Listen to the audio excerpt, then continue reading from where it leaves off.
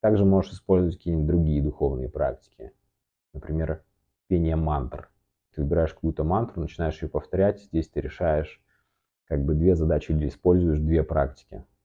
Первая — это, собственно, медитация, потому что ты направляешь свое внимание на восприятие мантры самой, то есть как вибрирует эта мантра в организме, какой звук издается.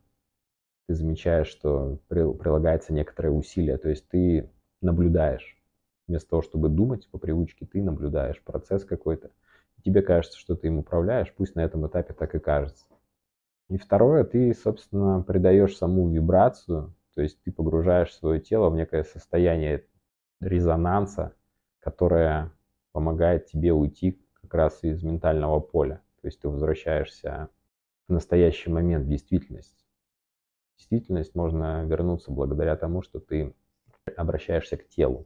То есть твое внимание уходит в тело.